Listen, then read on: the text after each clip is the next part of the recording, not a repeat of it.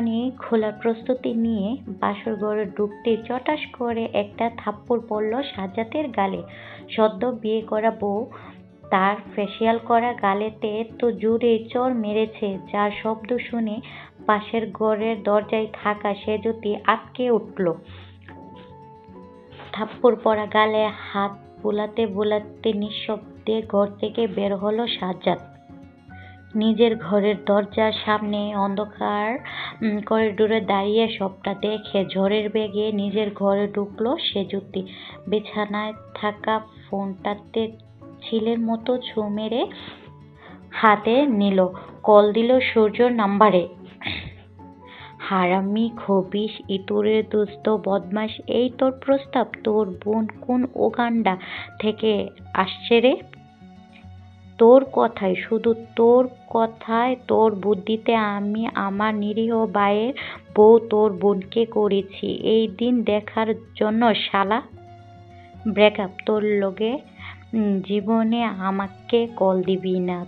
তোকে যদি আমার বাড়ির ত্রিসীমানায় দেখি তবে শিলনোড়া দিয়ে তোর মাথা ফাটাবো।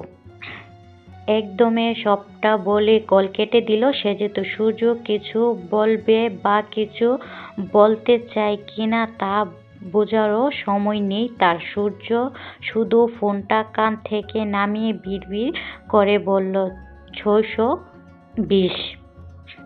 সূর্য আর সেজুতির আজ 620 নাম্বার ব্রেকআপ হলো। দীর্ঘশ্বাস ফেলে সূর্য ফোনটা রেখে দিল। চোখের চশমাটা খুলল, কোঁকড়ানো চুলে হাত বুলিয়ে ভাবতে লাগলো তার বোন এখন কি করছে। আপুর কথা শুনেই তো সে এই বিয়ের প্রস্তাব করেছে এত কৌশলে। আপু বলেছিল ওই মেয়ে কথায় কথায় তোকে গালিগালাজ করে, তবুও কেন তাকে ভালোবাসতে হবে? আচ্ছা বাসিসই যখন, মূল্য তো পেতেই হবে, তাই না? সেজুতির অবিবাহিত কোন ভাই নেই? সূর্য তার বোন রেশমির কথা শুনে প্রথমে অবাক হলো, পরে ভাবলো আপু কিছু একটা তো করবেই। সূর্য জানালো সেজুতির বড় ভাই আছে, আর তার জন্য মেয়েও খোঁজা হচ্ছে। বেশ, রেশমি বুদ্ধি দিল সূর্য যেন সেজুতিকে বলে তার বোনের সাথে নিজের ভাইয়ের বিয়ে ব্যবস্থা করায়। কোনো অংশে কম নয় সূর্যের বোন, দেখতে রূপবতী, সুন্দরী, শিক্ষিতা আর পরিবারত্ব উচ্চবিত্ত। তাদের ভাই বোনের বিয়ের মাধ্যমে একটা আত্মীয়তা হয়ে গেলে তাদের দুজনের বিয়েতে কোনো আপত্তি আসবে না। আপত্তিটা মূলত সূর্য আর সেজুতির সমবয়সী বলেই উঠাইছিল। সেজুতির পরিবার সমবয়সী বিয়ে পছন্দ করে না। সেই কলেজের শুরু থেকে সেজুতি আর সূর্য বন্ধুত্ব, সেই বন্ধুত্বের বিশ্ববিদ্যালয়ে পা দিয়ে প্রেমে গড়িয়েছে দুই পরিবারে। তাদের বন্ধুত্ব নিয়ে কখনোই বৈরী প্রভাব পড়েনি, কিন্তু বিয়ে নিয়ে ঝামেলা বাঁধবে এটা যেভাবেই চিন্তিত ছিল দুজন। বেশ, সেই চিন্তা থেকে মুক্ত করতে সূর্যের বড় বোন বুদ্ধি দিয়েছে এই বিয়ের। সূর্য অবশ্য বলেছিল, আপু আমার জন্য তুমি এত বড় একটা সিদ্ধান্ত নিবে? সেজুতির ভাই কিন্তু একটু মেয়েলি স্বভাবের। রেশমি শুধু বলেছে, তুই এই নিয়ে চিন্তা করিস না, তোর জন্য আমি এতটুকু করতে পারবো না? তুই সেজুতিকে ভালোবাসিস, কিন্তু তোরা সমবয়সী। সেজুতির ভাই আমার চেয়েও প্রায় 4-5 বছরের সিনিয়র, তুই কথা বলে দেখ। বেশ, সূর্য বোনের কথা মতো সেজুতিকে বলল, পরিবারে ভাইয়ার বিয়ের কথা হলে আমার বোনের কথা জানো। তাই হলো। সূর্য আর সেজুতি নিজেদের পরিবারের নিজেরাই নিজেরাই ঘটক হয়ে ভাই বোনের বিয়ে ঠিক করলো। অবশেষে সেই বিয়ে আজই সম্পন্ন হলো এবং তার জের ধরে সূর্য সেঁজুতির আবারও ব্রেকআপ। ঘরের সাথে লাগোয়া ছোট্ট একটা বারান্দা আছে সূর্যের। সিগারেটটা হাতে সেখানে বসে আবার ডায়াল করলো সেঁজুতির নাম্বারে। কল ঢুকছে না। তার নাম্বার ব্ল্যাকলিস্টে করেছে। এই মেয়েটা এত রাগ নিয়ে কি করে থাকে ভেবে পায় না সে। কথায় কথায় রেগে তেড়ে আসবে, সেই সাথে বলবে ব্রেকআপ। কি এই ব্রেকআপ?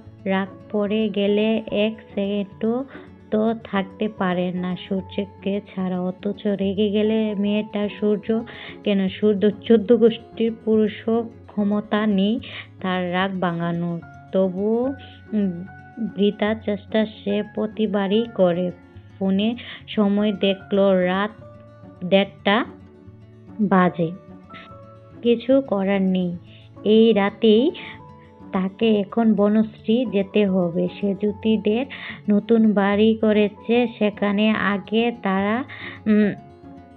গ্যান্ডারিয়া ছিল সূর্যদের বাড়ির পাশাপাশি। এখন তাদের টাকা বেড়েছে আগের চেয়ে, তাই বনশ্রীর প্লেন ফ্লাইটে করে চলে গেছে। ভেবে কাজ নেই। আর বাইক নিয়ে মধ্যরাতে প্রহরী হয়ে ছুটল বনশ্রীর দিকে। অল্প সময়ের মধ্যে এসে পৌঁছলো সেঁজুতিদের বাড়ির দক্ষিণে। সেঁজুতির ঘরের বেলকনি এই দিকে। আবারও ফোন করলো না, নাম্বার এখনো ব্ল্যাকলিস্টে আছে তার।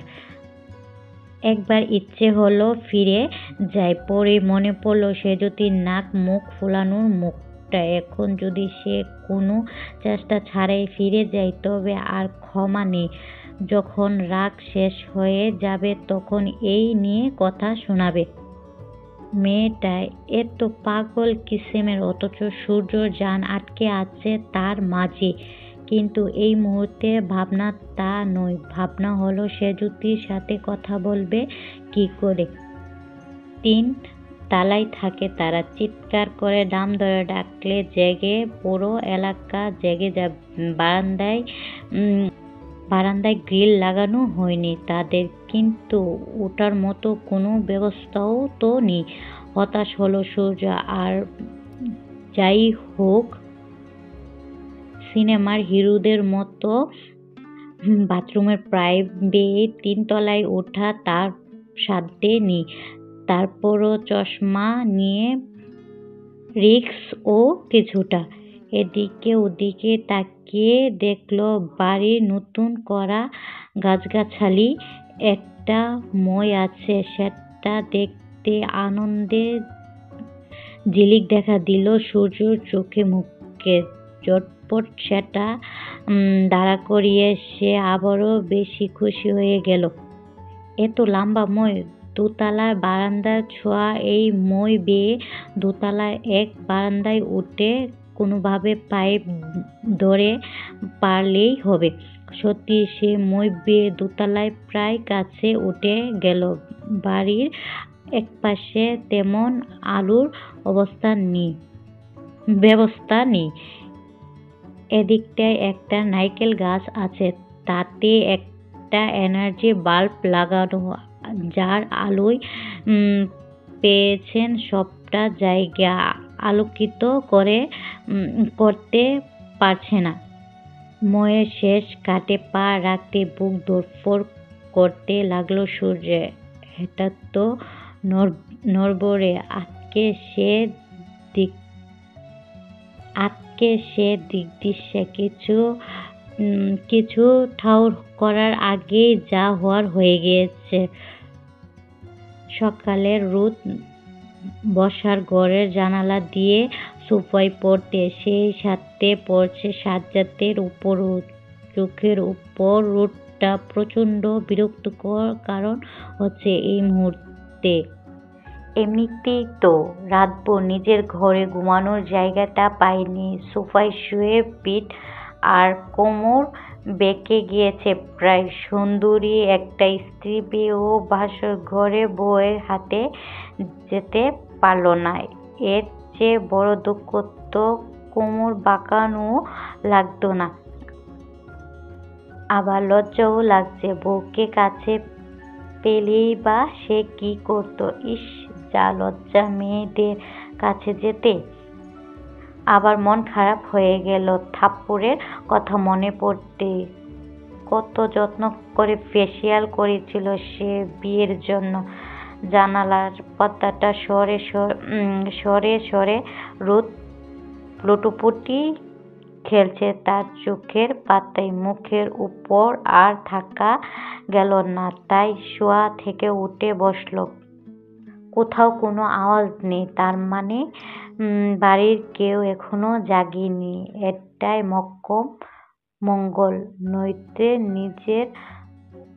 নইলে নির্ঘাত কেলেঙ্কারি হয়ে যেত তাকে এখানে কেউ দেখে ফেললে। ঝটপট গায়ের শেরওয়ানি খুলে রান্নাঘরের সাথে লাগোয়া বাথরুমে ঢুকে গেল। কয়েক সেকেন্ডে আবার ফিরে এসে নিজের ঘরের দরজায় দাঁড়িয়ে ধাক্কা লাগালো কয়েকবার। তখনই কানে এলো তার মায়ের গলা, দরজায় কি করিস সাজু? কি জবাব দেবে ভাবতে ভাবতে নতুন বউ দরজা খুলল। সাজ্জাদের মা জোহরা চশমা ছাড়া খুব একটা দেখতে পায় না। তিনি বোধহয় মাত্রই ঘুম থেকে উঠে দরজায় দাঁড়িয়েছেন। রেশমি দরজাটা খোলার সাথে সাথে সে বউকে ঠেলে ঘরে ঢুকে বলল, চা খেতে বেরিয়েছিলাম আম্মা, কিন্তু তোমরা তো আজকে চা বানাওনি এখনো। আপনার পেছনের দিকের অবস্থা তো খুব একটা ভালো না। চুরি টুরি করতে গিয়ে ধরা পড়েছিলেন নাকি? সূর্যের কোমর থেকে একটু নিচের অংশে মেডিসিন লাগাতেই ডাক্তার কথাটা বলল। মাঝরাতে মই থেকে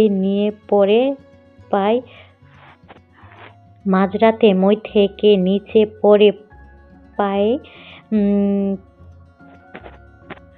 পড়ে প্রায় থেতলে গিয়েছে তার পশ্চাৎ দিক। আধমরার মতো পড়েছিল সেখানেই। জ্ঞান না হারালেও হুঁশ তেমন একটা ছিল না। অনেকটা সময় পর যখন তীব্র ব্যথায় আর সইতে পারছিল না, তখন বউ কষ্ট চেপে থেকে ফোন বের করল। ফোনের টাচ ফেটে চুরমার হয়ে গিয়েছে নিচে পড়েই, কিন্তু সৌভাগ্য তার বন্ধ হয়নি। ডায়াল প্যাডে সেজুতি পড়েই ছিল বন্ধু রোশনের নম্বর। তাকে কল দিতেই সে এসে নিয়ে গেছে হসপিটালে। রাত শেষের দিকে হওয়ার নিঝুম ধরা অবস্থায় ডাক্তারদের কোনো ডাক্তারই চেকআপে এলো না। এক নার্স এসে ঘুমের ইনজেকশন দিল। এখন ডাক্তার এলো। ততক্ষণে সূর্যের ঘুম হালকা হয়েছে, কিন্তু ডাক্তার জখমে স্পর্শ করতেই ব্যথায় কুঁকিয়ে উঠল সে। রসিকতা করারও আর সময় পেল না। ডাক্তার সাহেব মনে মনে এমন বললেও লজ্জা আর ব্যথায় আপাতত তার পটল তোলার ইচ্ছা। 10টা নাগাদ সূর্যের বাড়িতে খবর পৌঁছে গেছে সে বাইক অ্যাক্সিডেন্ট করেছে। শেষ খবর অবশ্য সেজুতিদের বাড়িতেও পৌঁছেছে। রেশমিকে নিয়ে সাজ্জাদ হাসপাতালে আসতে প্রস্তুতি নিচ্ছিল। সেজুতি শুনছে সূর্য বাইক অ্যাক্সিডেন্ট করেছে, তাই সেজুতির রাগ পানি হয়ে গিয়েছে। মনে মনে বলল, শালা নিশ্চয়ই আমার রাগ ভাঙাতে আসছে, গিয়ে অ্যাক্সিডেন্ট করলো। তার দুঃখ মুখে গালিতে প্রকাশিত হয়ে সে দৌড়ে ভাইয়ের ঘরের সামনে দাঁড়ালো। ভাইয়া, একটু আসবো? রেশমি কাঁদছে আর সাজ্জাদ তাকে সান্ত্বনা দিয়ে ইনিয়ে বিনিয়ে কিছু বলতে চাইছে। এরই মাঝে সেঁজুতি গলা শুকিয়ে বলল, আয়, আমিও হাসপাতালে যাচ্ছি। শুনলাম সূর্য অ্যাক্সিডেন্ট করেছে। হ্যাঁ, আমিও যাচ্ছি, কিন্তু তোর ভাবি তো কান্নাই থামছে না। সেঁজুতি একবার তাকালো রেশমির দিকে, মন খারাপ হয়ে গেল তার। ইস, তার জন্যই সূর্য আজ হসপিটালে। ৮ ঘন্টার মধ্যে হাসপাতালে পৌঁছে রেশমি ঢুকলো কেবিনে। সেখানে তার বাবা মা আর বড় ভাই আর ভাবিও আছে। রেশমির পেছনে পেছনে সাজ্জাদ আর সেঁজুতিও ঢুকলো। সূর্য পরিবারের সবাই একে একে বাইরে বের হলো। তার ভাই ভাবি বাড়ি ফিরে গেল। বাবা আর মা নাস্তা করতে নিচে গেল, সাথে সাজ্জাদও। রেশমি কাঁদতে কাঁদতে ডাকলো, সূর্য। ঘুমের ওষুধের রেশ কাটিয়ে সূর্য, তবুও সে জবাব দিল, কি কখন এসব হলো? তুই তো রাতে 12টার দিকেও বাড়িতে ছিলি, আমার সাথে ফোনে কথাও বললি। সূর্য উপর হয়ে শোয়া, ঘাড় তার ডান দিকে ফেরানো। সেঁজুতি আর রেশমির কাছে বাঁ দিকে। সে ঘাড় না ফিরিয়েই জবাব দিল, তারপরেই তো ডাইনিটার রাগ ভাঙাতে তোদের বাড়ি। কি? বজ্রের মতো হুংকার ছেড়ে বলল সেঁজুতি। কি কপাল তার, যার রাগ ভাঙাতে এত কিছু, তাকে আবার রাগিয়ে দিল। পাছার আঘাতে ফিরে শোয়া কিংবা ওপর বসার অবস্থাও তার নেই। সেঁজুতি তো আর ফিরেও তাকায়নি। গটগট করে সে বেরিয়ে গেল হাসপাতাল থেকে। রেশমি সবটা বুঝতে পারল। সাজ্জাদ বোকা বনে রইল বোনের আচরণে। বাড়িতে ফিরে নিজের ঘরে ঢুকতেই প্রথমে মোবাইলটাকে ছুঁড়ে মারল সেঁজুতি। চিৎকার করে বলল, বালের মোবাইল! কিসের রাগ, কিসের মিটাবে সেটাই হয়তো তা বুঝে আসছে না। একবার মনে হচ্ছে রাতে সূর্যকে ব্লক না করলেই তো সে ফোন করে বলতো এখানে এসেছে। পরক্ষণেই মনে হচ্ছে এই অসভ্য তাকে ডাইনি বলেছে। মানে প্রেম ভালোবাসা কিছুই না, ও তো তাকে ডাইনি হিসেবে কল্পনা করে। মেজাজ বিগড়ে আর কোনো দিক ভাবতে ইচ্ছে করছে না। অনার্স শেষ হওয়ার পর থেকে বাড়িতে বিয়ে নিয়ে চাপ দিচ্ছে সবাই। রাগে বসে সেঁজুতি মাকে ডেকে বলল, বাবাকে বলো বিয়ে ঠিক করতে, আর 1 মাসের মধ্যেই আমি বিয়ে করব। কথাটা শুনে মাথা বনবন করছে সেঁজুতির মায়ের। কি বলছে মেয়ে, যাকে গত 2 বছর ধরে বিয়ের কথা বললে কত শত যুক্তি নিয়ে বাইকের সামনে দাঁড়া করিয়ে দেয়, সে কিনা বলছে 1 মাসের মধ্যেই বিয়ে করবে। সন্ধ্যা নাগাদ বাড়িতে একটা হইহুল্লোড় লাগিয়ে দিল তার মা। সেঁজুতির মাথা গরম আছে। এখন যেহেতু বলেছে সে বিয়ে করবে, তা নিশ্চয়ই করবে, যদি তার দেওয়া সময়ের মধ্যে হয়। সাজ্জাদের বিয়েতে তেমন অনুষ্ঠান হয়নি, তবু নিয়ম অনুসারে শ্বশুরবাড়ি গিয়েছিল সূর্যকে সাথে নিয়ে। সূর্যের পরিবারটা একটু অগোছালো টাইপের। ছেলে মেয়ে নিজ মন মর্জিতে চলাফেরা করে, বাবা মা তাতে কখনো হস্তক্ষেপ করে না। বড় ছেলে নিজের পছন্দ বিয়ে করেছে, তাতে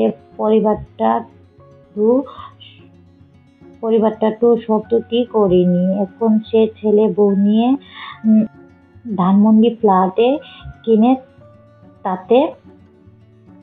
তাতেও তাদের কোনো কথা নেই। টাকা পয়সা অনেক আছে, বাগেরটা বুঝিয়ে দিয়ে বাবা মা খালাস। এই যে রেশমির বিয়ে হলো, তাতেও বাবা মায়ের চেয়ে সূর্যর ভূমিকা বেশি। রেশমি যেমনটা আদেশ করেছে, সূর্য নিজের লাভের কথা ভেবে সবটা করে গিয়েছে। দান্দা ছাড়া পরিবারে বড় হওয়া রেশমি শ্বশুরবাড়ি এসে প্রথমেই ঝটকা খেল শ্বশুরের রাগী আচরণে। সেজুতির বিয়ের কথায় সবাই হল্লোড় করলেও সেজুতির বাবা রেগে গেলেন। সেজুতিকে বকে ধমকে একের পর এক প্রশ্ন করছেন, সে কি সত্যি বিয়ে করবে? পাত্রপক্ষ আসার পর কোনো ড্রামা করবে না তো? আর যদি কোনো প্রকার সংকেত করেছে তো সেজুতিকে ত্যায্য করবে। রেশমি তো বেবি পায় না। শ্বশুর মশাই একমাত্র মেয়েকে এমন করে ঝাড়ছেন কেন? তার বাবা তো ভুল করেও তার সাথে জোরে কথা বলে না। সেজুতির রাগ চরম পর্যায়ে থাকায় বাবা সব কথা মেনে নিল। দুদিনের মধ্যে পাত্র সন্ধান পাওয়া গেল। ছেলে সচিবালয়ে চাকরি পেয়েছেন মাত্র বছর খানেক আগে। সরকারি চাকরি, ভালো স্যালারি, সেই সাথে বিলাস এবং সুন্দর একটা ফ্ল্যাট, সব মিলিয়ে লোভনীয় পাত্র, অনেকটা লোভনীয় খাবারের মতোই। ঘটককে বলা হলো প্রথম দিন পরিবারের সাথে পাত্রকেও থাকতে হবে। এক সপ্তাহ পর পাত্র আর পাত্রীর দুই ভাবিসহ এসে হাজির হলো। সেজুতিকে সাজিয়ে সবার ঘরে আসতেই তার চোখ পড়ল পাত্রীর দিকে। স্কালারের স্যুট পরা, মেরুন রঙের টাই, মুখ শ্যামলাবর্ণ, আরেকটু ক্ষীণ দৃষ্টিতে তাকাতেই দেখল মাথায় লোকটার হাতে গোনা কয়েকটা চুল, তারপরও ভুঁড়ি। বোধহয় শার্ট বের করে বেরিয়ে আসতে চাইছে।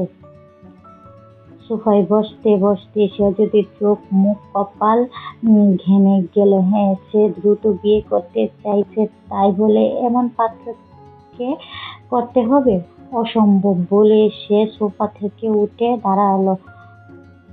ঘরময় উপস্থিত প্রত্যেকে চমকে তাকালো তার দিকে। কি হলো? প্রশ্ন করল সেজুতির বাবা। বাবার কণ্ঠে শুনেই খেয়াল হলো সে মনে মনে ভেবে কথাটা জোরেই বলে ফেলল। কাপা স্বরে বলল, কিছু না।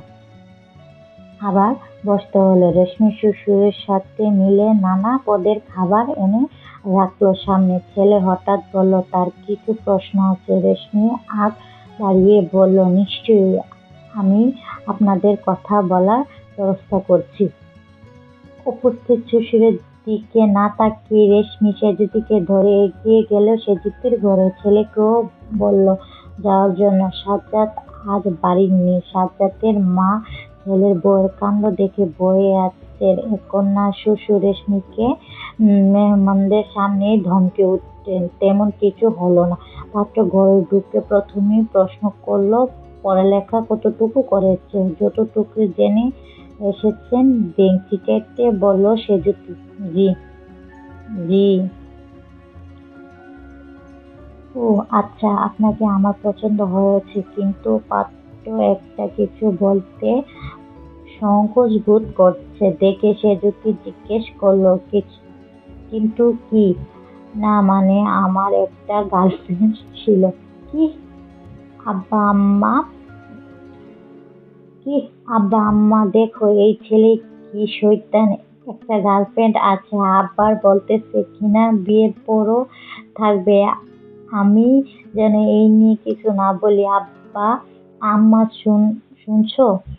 খুব জোরে চেঁচানো শুরু করল সেজুতি। ভেজানো দরজার ওপাশ থেকে মেয়ের চিৎকার, সবাই হতভম্ব। সাজ্জাদ তো মাত্র অফিস থেকে ফিরেছিল। সেজুতির চিৎকারে সবাই ঘরে ঢুকলো। কেউ কিছু বুঝে ওঠার আগে পাত্রের কলার টেনে তাকে কষে চড় থাপ্পড় মারল। ঘটনার আকস্মিকতায় কেউ কিছুই বুঝল না। শুধু পাত্র যেতে যেতে যেতে ছেদ দিয়ে গেল। কিছু সময় বাড়িতে থমথমে পরিবেশ বিরাজমান করছিল। সেজুতির বাবা নির্বাক, কি হলো, কেন হলো কিছুই বুঝতে পারছে না। সাজ্জাদ নিজের ঘরে ঢুকতেই রেশমি কতক্ষণ কটাক্ষ করলো, খুব খুব বাইগিরি দেখাও, তাই না? মানে এভাবে লোকটাকে মারলে কেন? সরকারি পদের লোক এখন কি করে? ওভাবে লোকটাকে মারলে কেন? সরকারি পদের লোক এখন কি করে বসবে তা ঠিক আছে? কে ভাবে এসব নিয়ে? এসব সরকারি লোক চাকরি চালানোর ভয়ে বাড়াবাড়ি করবে না। তুমি বেশি বুঝো, তাই না? হাঁদারাম একটা চটে গেল রেশমি। কতদিন ধরে কি যে হচ্ছে এসব! তার ভাইটা এখনো পুরোপুরি সুস্থ হয়নি। এরই মাঝে সেজুতি এই আজাইরা জেদ। সেদিনের মতো পরিবারে একটা গম্ভীর থমথমে পরিবেশ থাকলো সেজুতিদের বাড়িতে। যত ঝামেলা শুরু হলো সূর্য আর রেশমির মাঝে। কারো না কারো মাধ্যমে সে খবর পেয়েছে সেজুতির জন্য পাত্র খুঁজছে, আর তার বোন তাকে কিছুই জানায়নি। রেশমি শুধু বলল, তুই টেনশন ফ্রি থাক। এর বাইরে আর কিছুই বলছে না তাকে। এদিকে একটা সপ্তাহ পার হয়ে গেল। সেজুতির রাগ কমেনি। সিম থেকে আনব্লক তো করেনি, উল্টো হোয়াটসঅ্যাপে ও ফেসবুক সকল প্রকার সোশ্যাল সাইট থেকে ব্লক করেছে। তার যার অবস্থা 40 ঘন্টা লুঙ্গি পরে কোনোমতে উপুর হয়ে বিছানায় পড়ে থাকতে চাইলেও সে বাড়ি থেকে বের হতে পারছে না। মেয়েটা যে এত বদরাগী কেন? আর বদরাগী মেয়েটাই কেন সে ভালোবাসলো? এখন তো মাথা কুটে নিজেই শেষ করতে ইচ্ছে করছে। নিজের অসুস্থতায় এখন চরম পর্যায়ে রাগ হচ্ছে। দেখতে দেখতে আরো 5 দিন কেটে গেল। সূর্য মোটামুটি সুস্থ, অন্তত তার কষ্টকে নিজের দরুন সহ্য করার ক্ষমতা পেয়ে গিয়েছে। বিকেল কিংবা সন্ধ্যার পর বন্ধুরা সবাই ক্যাম্পাসে আড্ডা দেয়। এখনো কয়েকজন চাকরি আর ব্যবসা ঢুকেছে। সূর্য আর রৌনকও সেদিকে এখনো পা মারায়নি। আজ বিকেলে রিফাত আর রৌনক ফোন দিয়ে জানালো সেজুতি আজও কোনো পাত্রের সাথে দেখা করতে যাচ্ছে। সূর্য ফোন দিল সেজুতির নাম্বারে, এখনো ব্লক। নতুন সিম কিনে সেটা দিয়ে কল দিল। হ্যালো। প্রথমে সালাম দিতে হয় ভুলে গিয়েছ? আসসালামু আলাইকুম কথাটা বলেই সূর্য সালাম দিল। সেজুতি সালামের জবাব দিল খুবই মোলায়েম কণ্ঠে। তারপরই বজ্রের মতো হুঙ্কার দিল, তোর সাহস তো কম না, আমাকে নাম্বার বদলে কল দিস? সাহসের তো এখন কিছুই দেখায়নি। বেশি বার বেড়েছিস তুই, তা কি জানিস আমি বেড়েছি না কমেছি সেই খবর তোকে রাখতে হবে না। তুই নিজের খবরই রাখ। তুই আজ কোনো ছেলের সাথে দেখা করতে যাবি না, শুধু মনে রাখবি তুই বললেই হলো আমি যাব, দেখা করব এবং বিয়েও করব। সূর্য আর ধৈর্য রইল না। সে ফোন কেটে আবার তার বোনকে কল দিল। হ্যাঁ বল সূর্য, এখন কি অবস্থা তোর? পেছনে ফাইজলামি বন্ধ কর। আপু, তুই বিয়ে করে ও বাড়ি কেন গিয়েছিস? সংসার করতে? এ আবার কেমন প্রশ্ন করছিস? আপা, তুই আমার জন্য গিয়েছিস না? তুই তো বলেছিস সব ঠিক করে দিবি, আর এখন একের পর এক পেঁচাল লাগাচ্ছিস। তোর কারণেই কিন্তু সেজুতির সাথে আমার 630 নাম্বার ব্রেকআপ হলো। এখন মনে হচ্ছে এটাই লাস্ট ব্রেকআপ। উফ, মেয়েদের মতো এত কথা বলা বলা কবে শিখেছিস? বিকেলে চলে আয় বনশ্রীতে। মেয়েদের মতো এত কথা বলা কবে শিখেছিস? বিকেলে চলে আয় বনশ্রীতে। যে রেস্টুরেন্টে পাত্র আসবে দেখা করতে, রেশমি সেই লোকেশন বলে দিল সূর্যকে। বিকেল 5টার দিকে রিফাত, রৌনক আর সূর্য এসে উপস্থিত হলো যথাস্থানে। মাত্রই সেজুতিরা এসে পৌঁছেছিল। মাত্র একাই এসেছে। ডাক্তার পাত্র চোখে মোটা কাচের হেভি পাওয়ারের চশমা, দেখতে গোলাপি ফর্সা। লোকটা বয়সও কম। সেজুতি পাত্রকে এক পলক দেখেই বলল, এ চুলগুলো ব্লেড হলে পুরোই বিদেশি লাগতো। রেশমিও সাথে এসেছে। সেজুতির একমাত্র ভাবি বলে কথা, মেয়ের সাথে তাকে আসতে হবে। দুপক্ষের সাক্ষাৎ আর কুশল বিনিময় হতেই সূর্য 3জন এসে সেজুতির টেবিলের সামনে দাঁড়ালো। সূর্যকে দেখে সেজুতি একটুও ঘাবড়ালো না, উল্টো নিজের পাত্রকে ডেকে বলল, মিট মাই ফ্রেন্ড সূর্য, রিফাত আর রৌনক। পাত্র ভদ্রতা দেখিয়ে তিনজনকেই হ্যালো বলল। সূর্য বলল, পরিচয় সম্পূর্ণ হয়নি ডাক্তার সাহেব। সেজুতি খেপে গেল, কিন্তু রেশমি নির্বিকার। সে উল্টো সূর্যকে বলল, তোরাও বস, চেয়ার টেনে আমি খাবার অর্ডার দিই। কি বলো সেজুতি? রেশমি ইচ্ছে করে চলে গেল। সূর্য সেজুতির পাশে চেয়ার টেনে বসল। মিস্টার ডক্টর, আমি সূর্য, সেজুতির একমাত্র ভাবির একমাত্র ছোট ভাই আর সেজুতির বয়ফ্রেন্ড। একটু ভুল বললি সূর্য। সেজুতির কথায় বন্ধুরা প্রশ্নবোধক চোখে তাকালো, সাথে পাত্র নিজেও। সেজুতি আবার বলল, ও হচ্ছে আমার এক্স বয়ফ্রেন্ড, আমার হবু বাচ্চাকাচ্চার মামা আর হবু বরের হবু শালা। রেগে গেল সূর্য, কিন্তু ডাক্তার পাত্র অতি চতুর হওয়ার সে ঘটনা আঁচ করতে পারে। তাই বসা থেকে উঠে বলল, মিস সেজুতি, আমার পাত্রী পছন্দ হয়েছে। নেক্সট মিট আপনার মতামত পেলে এঙ্গেজমেন্ট ডেট হবে। আমি আজ আসছি। আর হ্যাঁ। পাত্র উঠে দাঁড়ালো, পকেট থেকে ওয়ালেট বের করে 1000-5 টাকা টেবিলে রেখে বলল, এগুলো খুব টেনশনে নিয়ে এসেছিলাম, মনে হচ্ছিল লাগবে না, কিন্তু না, হবু শালকদের একটা ট্রিট দিতেই পারি। আজ আসছি, আল্লাহ হাফেজ। ডাক্তার সাহেব চলে যেতে সূর্য বসা থেকে উঠে কিছু বলতে যাচ্ছিল, তাকে পাত্তা না দিয়ে সেজুতি বেরিয়ে গেল। খাবার অর্ডার দিয়ে রেশমি টেবিলের দিকে আসার পথে সেজুতির সাথে দেখা হলো। বাইককে সান্ত্বনা দিতে ওদিকে যাবে নাকি বাড়িতে?